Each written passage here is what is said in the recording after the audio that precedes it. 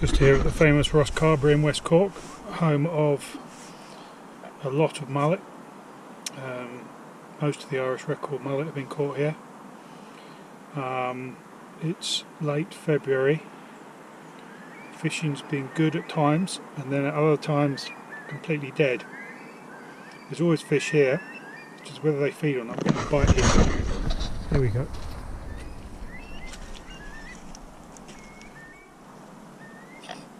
Swans can be a nuisance, but generally they can see the lines. Do you see that bite on the middle rod?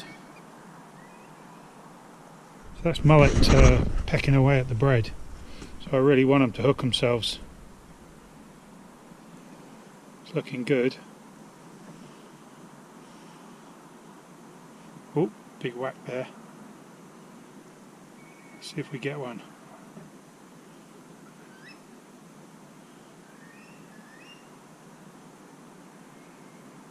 Looking very good. So what they're doing is they're coming in on the braid and just sort of pecking at it and going away, coming back, pecking on it. The more frequent it becomes, eventually they peck away to the hook, which in this case is a size 8. Size 8 hook. And ultimately they'll hook themselves. There's no point in striking on bites. Most of the time you'll just miss them and miss the opportunity. So this is looking good. John, that bite developed classically for a mullet. They will come off quite a bit, quite often as well, so we'll see. So there was the taps, the knocks, and then the line went completely slack, and the fish had picked up the braid plus the hook. Oh, I'm getting something now on the other rod. The trouble fishing with 3 rods. I think actually no, I'm bringing that fish across the other line, so just have to watch that. Is that right? That rod is going to the other side. I will pick this one up, put this one underneath it, put that one back down, try and keep the tension on the middle rod, which we've managed to do. All good. Tighten back down on the right hand rods, just in case something happens there. It's good again. Don't think it's a big one, but they're all welcome. Yeah, I don't know if you can see there in the distance, there's a big shoal of mullet there causing a disturbance. I'm trying to avoid the swans here. They're normally pretty savvy.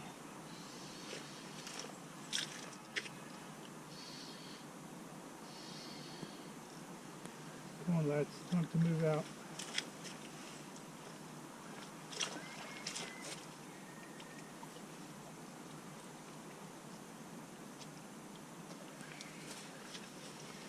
And they don't give up quickly.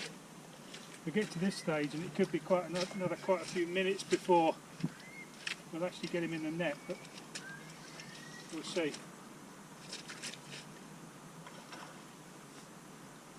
Yeah. Sees the net and off he goes.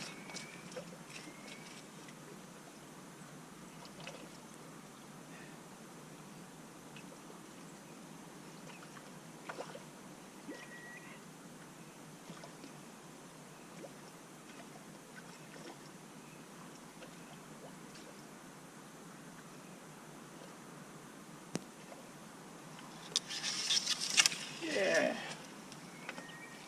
Well, there we go. Nice to get all that on camera. Quite a decent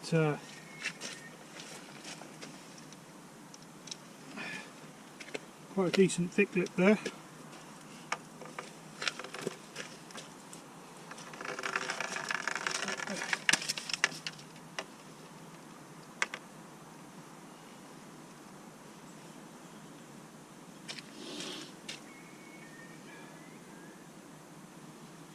Hooked in the corner, bottom corner of the lip.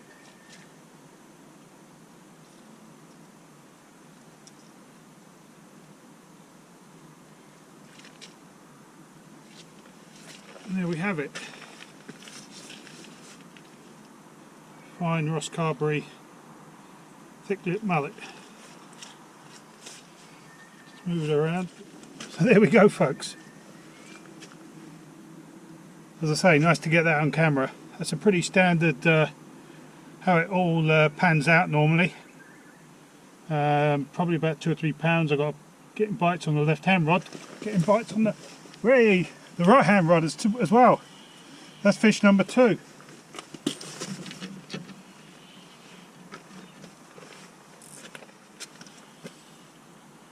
Can you believe it? When it's on, it's on.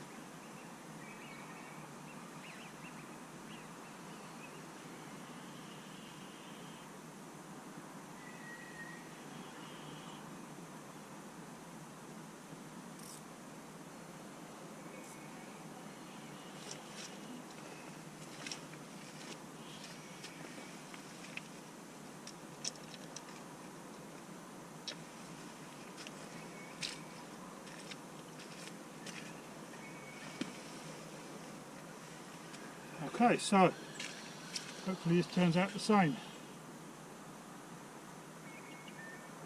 This is my heavy rod. I've got quite a big weight on this shot leader, braided line, same size hook, and yeah, all good.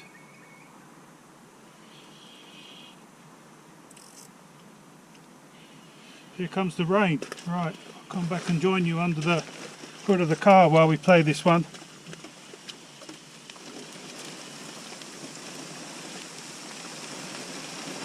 Heavy rain. I don't have my raincoat on either. In fact, this is more sleet than rain.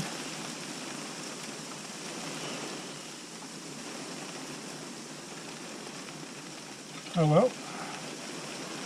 Yeah, not a big fish, but fish nonetheless. It's quite a bit smaller than the other one, but enough to get out there and land it.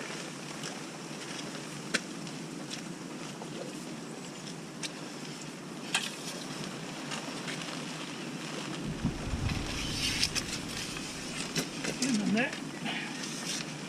I'm going to save my tea towel.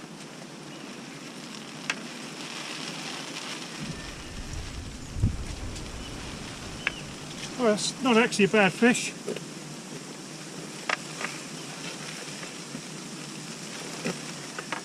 Get in under the shelter. Sounds a strange thing to say, but they really are slippery for any fish. So it's hooked just in the bottom lip again. Just want to rinse. So it looks its best for the camera. Yeah, they actually have hooks. They have scales, sorry, that they shed in order to escape. It's most unusual. I've got quite a few of them on my hands here, quite big ones, the size of your thumbnail. Probably can't quite see that, but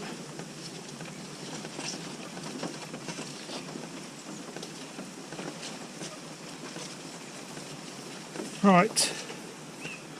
Let's try this again with the net. There we go.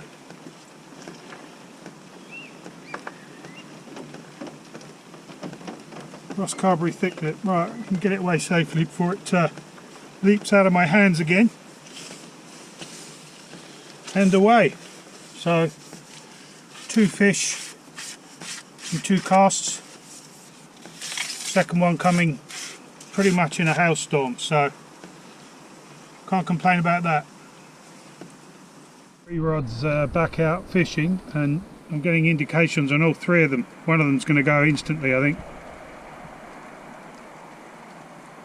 Middle one's bouncing away, so you can get this on camera.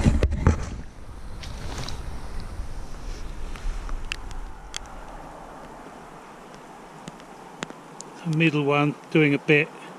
Got braid on all 3 rods, so the wind is going to do nothing to them, pretty much.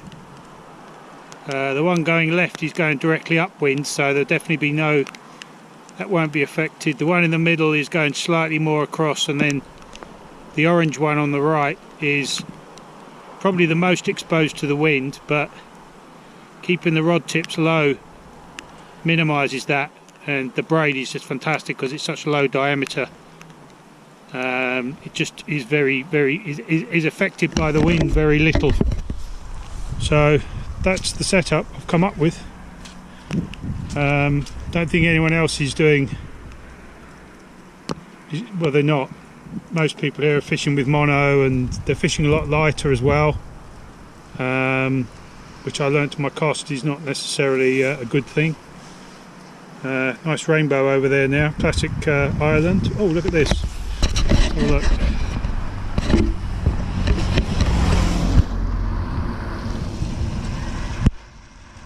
Yeah, there we go.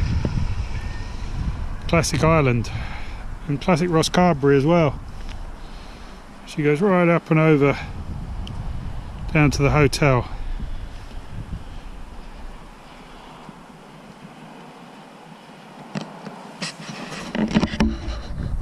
Anyway, better concentrate on the fishing. I'll check back in if I get a solid bite. Coat off, round to the front seat of the car. Came back and this rod had been pulled off the wall almost. It had been bounced off the box at the back there, and yeah, into fish number 3. Let's hope the swans don't get in the way. Don't think they will though.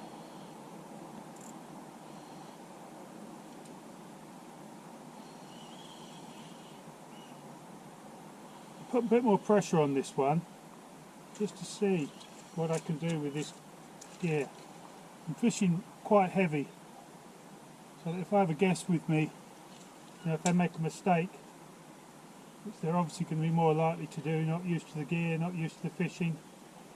This one's coming in like a wet towel actually. Don't know if it's foul hook, but very dark looking fish.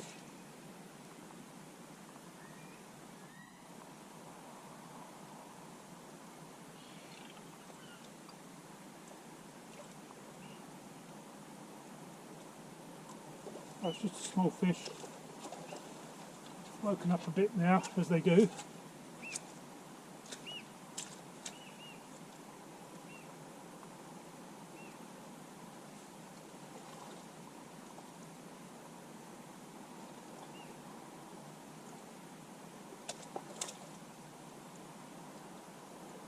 Nice dark one, as I say.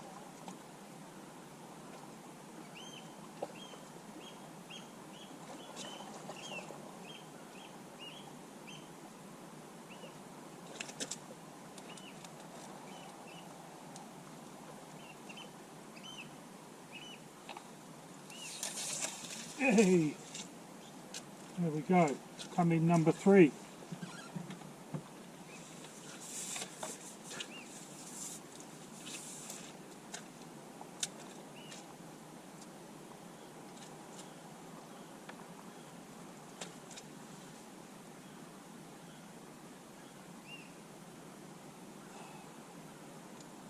Alrighty.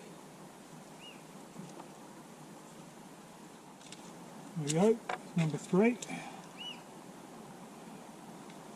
It's a much smaller fish, but still very welcome. Always have to try and give the net a good rinse because these are particularly smelly fish. Maybe it's because they live in the mud, but right, on we go. That was on the 3rd rod, the heavy rod as I call it. 60 gram lead.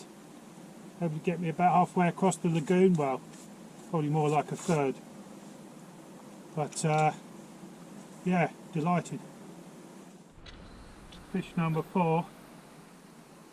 The fish are really still bunched up over in that. Oh, you've gone solid. Ah, it's gone straight into a snag, I think. That's the first.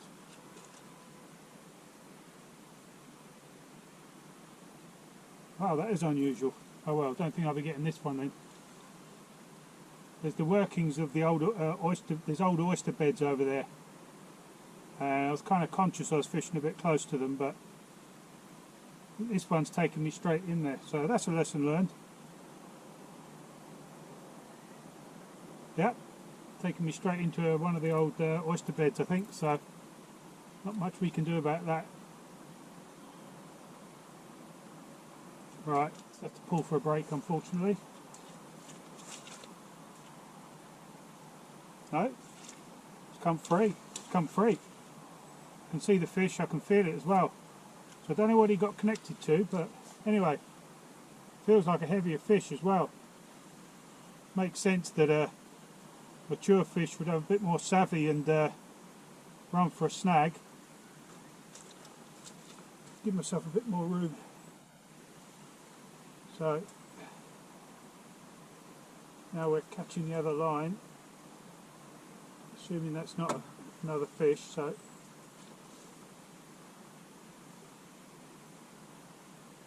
no, I think we've gone over it. So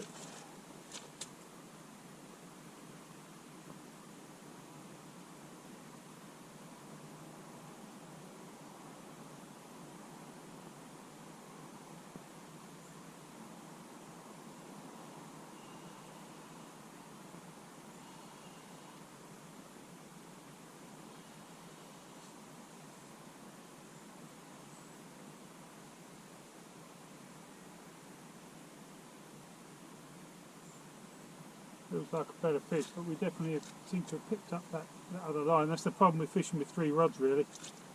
Can happen, but we can always deal with that. Might be able to work it out as it gets closer.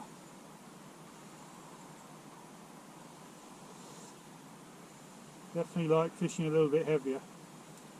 This proves it doesn't make much difference either. If they're feeding, then they don't mind slightly heavier.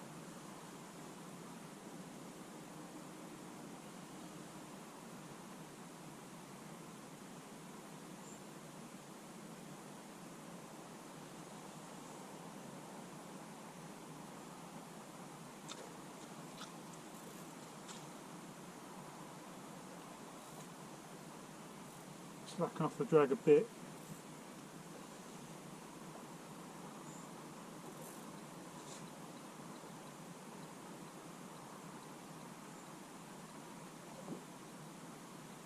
Let's put a stop clock on this and see how long these fish take to land. Hasn't disturbed the other fish either. They're all still over there. So should get another quick bite if we can get this one back. Looks like we've dropped the second line. I might be wrong, but that would be good news. That's to sort out. Yep, definitely a better fish.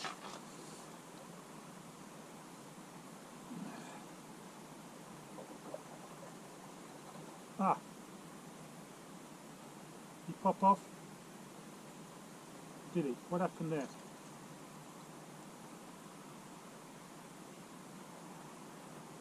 Yeah, I crossed up with the other line quite badly actually.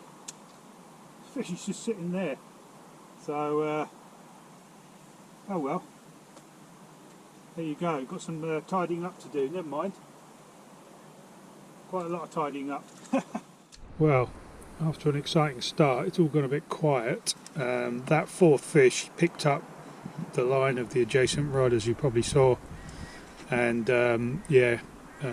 had to chop back quite a lot of braid on one of the rods. The other rod, there's no issues with the tangle, so I got that straight back out. So I'm back to 3 rods. I've put 2 down really tight into the corner where the fish still are, but not even really getting line bites, which doesn't make sense. So maybe I need to be a little bit further into the middle of them, but it's a trade-off because if you cast into the middle of them, then they move off. So better to be on the edge of them and hope they move slightly. But yeah, look, 4 fished, hooked, 3 landed. Should have been 4 landed, but you know, that's the way it goes. So yeah, all good. Tide's coming in now.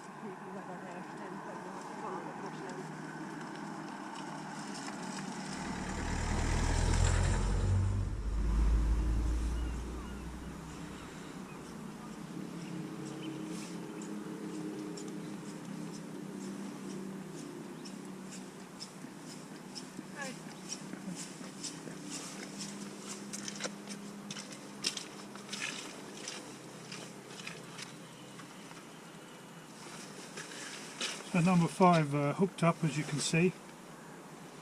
It's really interesting, and I was expecting one of my bites to come from right down in that corner where it seemed the fish were. I just put this one out dead ahead as like a prospecting kind of rod, and that's the one that produced the fish. So just goes to show the third rod can make all the difference.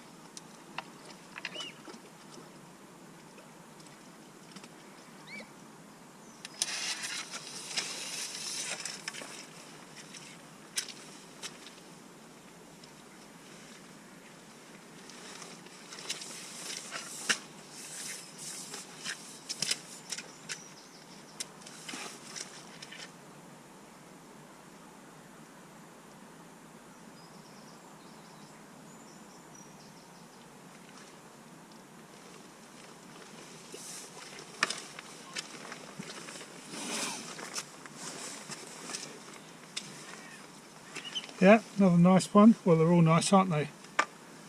But there we go. Number 5 landed. That one's in perfect condition actually, so we'll try and keep it that way. Get it back safely.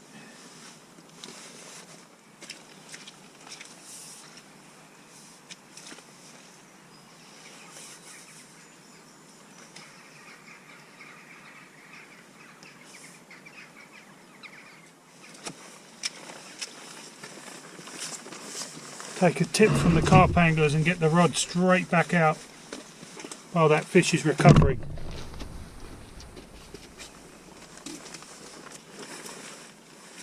Rain's back again.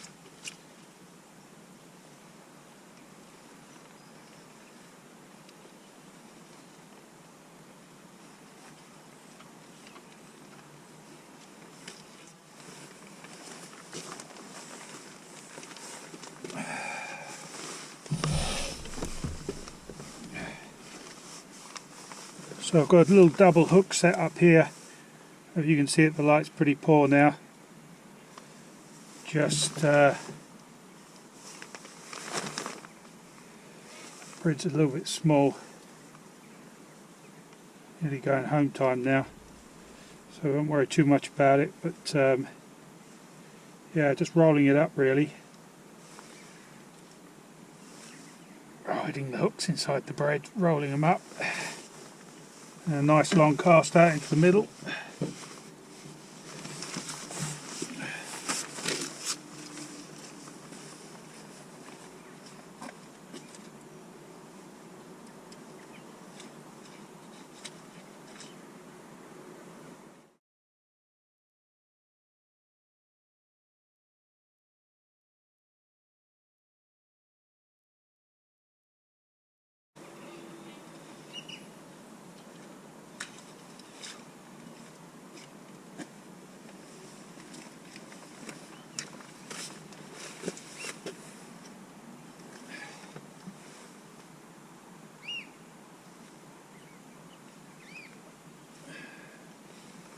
So I know from looking at features on Google Maps that I'm getting about 65 metres, maybe 70 metres on these casts now with my heavier rod, and as you just saw, it's made all the difference. Gets me right out into the middle of the pool. and a lot of time that's where they are.